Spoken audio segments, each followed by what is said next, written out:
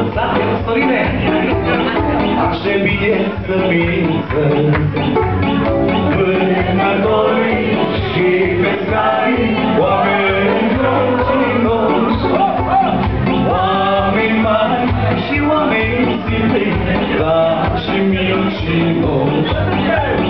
Vânători și pescari, oameni norocoși, oameni mari și oameni simți, dar și mincinoși. Zi, maestre!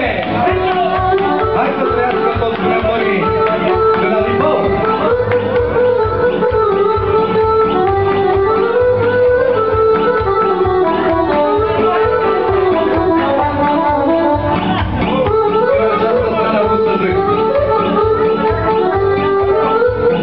Din județul Satu Mare și Mărmureș.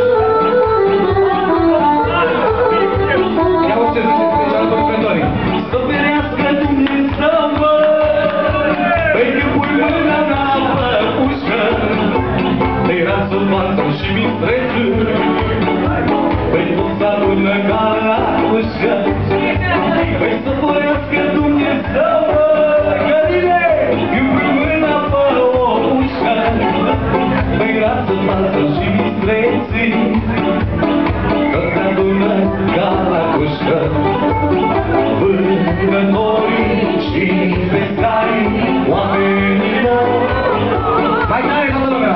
Oameni mari, nestimniți și mincinoși, mari mincinoși. Vânătorii și pescarii, oamenii norocoși, oamenii mari și oameni simți, dar și mincinoși. Maestre!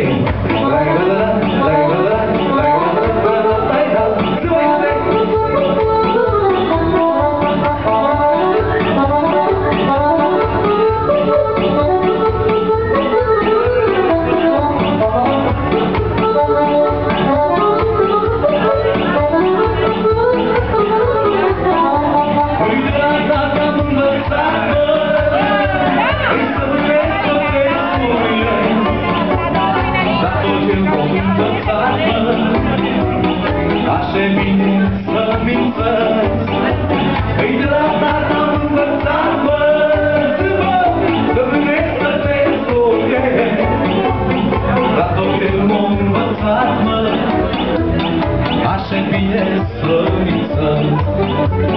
Vânătorii și pescarii, oamenii norocoși, oamenii